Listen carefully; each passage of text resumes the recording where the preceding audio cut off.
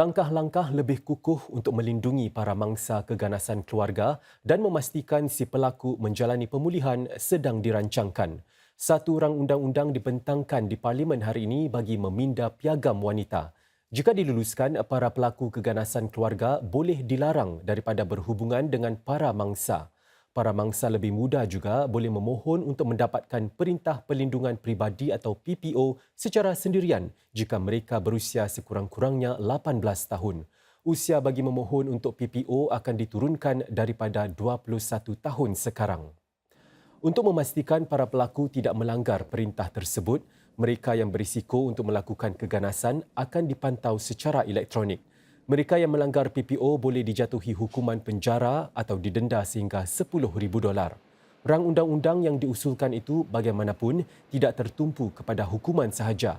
Malah ia juga bertujuan untuk meningkatkan usaha pemulihan bagi para pelaku. Program kaunseling bagi para pelaku akan diperluaskan dan ini termasuk program keibubapaan dan latihan pengasuh. Mereka yang mengalami keadaan psikiatrik tertentu sehingga menyebabkan keganasan juga boleh mendapatkan rawatan. Dan program-program itu akan diteruskan meskipun setelah PPO digantung atau ditarik balik.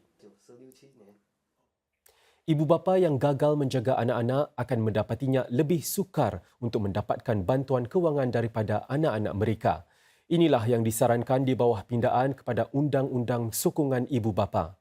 Akta Penyaraan Ibu Bapa buat masa ini membenarkan warga emas Singapura yang tidak mampu menyara diri untuk menuntut bantuan daripada anak-anak mereka dan pindaan yang diusulkan ini bertujuan untuk mencegah penyalahgunaannya. We propose to put in place new processes to prevent the misuse of the MPA by parents who have abandoned, abused or neglected their children and that they did not fulfill their parental duties.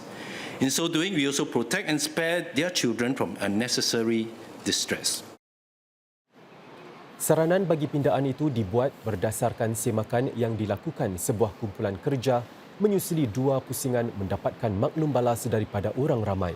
Mereka juga menyarankan untuk memberi lebih banyak kuasa kepada Undang-Undang Tribunal dan Pesuruhjaya untuk memastikan ibu bapa warga tua yang diabaikan mendapat sokongan yang secukupnya.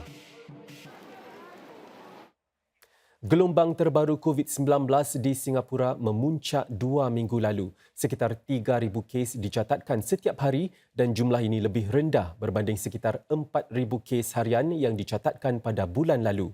Namun Menteri Kesihatan Ong Ye Kung menekankan perlindungan jangka panjang daripada penyakit tersebut masih menjadi anak kuncinya. Encik Ong juga memberi jaminan bahawa risiko miokarditis melalui vaksinasi amatlah rendah. Terdapat hanya 160 kes daripada lebih 17 juta dos vaksin yang diberikan di Singapura. Miokarditis merujuk kepada masalah keradangan otot jantung yang terjadi akibat kesan sampingan vaksinasi COVID-19. Encik Ong menambah jumlah penduduk tempatan yang mendapatkan suntikan terkini COVID-19 juga sedang berkurangan. Beliau memberi amaran bahawa jika tren ini berterusan, ia boleh menjadikan orang ramai mudah terdedah semula kepada virus itu. Some seniors are also concerned about the risk of side effects if they take further vaccination shots. To date, hundreds of millions of doses of vaccines have been administered globally. The incidence of severe adverse reactions is very low in Singapore, at about 7 in 100,000 doses, and it is even lower at 1 in 100,000 doses with the latest bivalent mRNA formulations. Pendidikan berhubung kebajikan haiwan sentiasa dikemaskini bagi semua peringkat di sekolah-sekolah untuk menyertakan kes-kes penderaan haiwan terbaru. Menteri Negara Bagi Pendidikan Gan Xiao Huang berkata, melindungi kebajikan haiwan adalah tanggungjawab bersama antara sekolah, ibu bapa dan rakan kongsi masyarakat. Kenyataan ini dibuat sedang Persatuan Mencegah Penganiayaan Haiwan atau SPCA mengatakan ia sedang menyaksikan bilangan kes penderaan kucing yang amat membimbangkan. Sejauh ini terdapat 11 kes tahun ini berbanding 16 kes pada keseluruhan tahun lalu.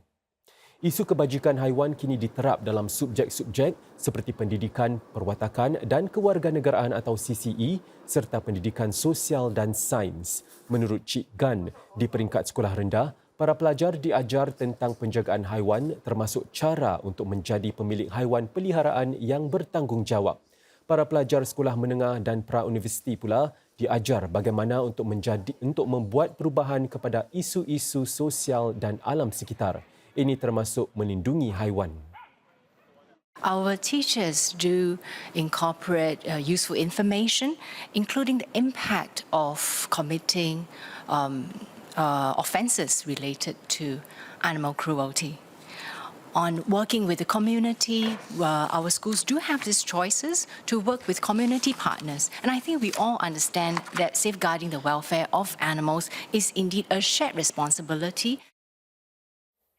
Jumlah kes penipuan sewa rumah melonjak sekitar 5 kali ganda, sekitar 190 kes pada 2021 kepada kira-kira 980 kes tahun lalu.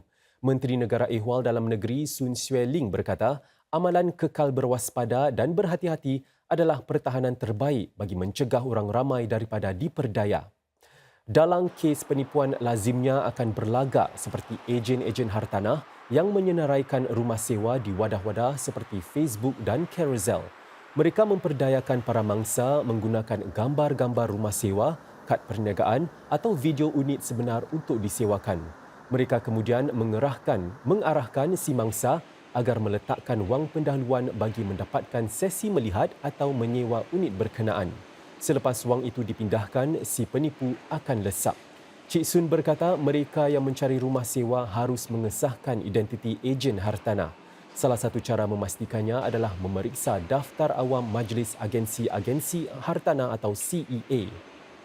Singapura dan Malaysia komited untuk mengekalkan dan memperkukuhkan hubungan pertahanan dua hala. Ini dipersetujui semasa mesyuarat antara Menteri Pertahanan Dr. Ng Eng Hen dengan rakan sejawatannya dari Malaysia Muhammad Hassan hari ini. Pertemuan itu diadakan sempena lawatan pengenalan Encik Muhammad ke Singapura. Semasa di sini, Encik Muhammad juga telah bertemu dengan Timbalan Perdana Menteri Lawrence Wong.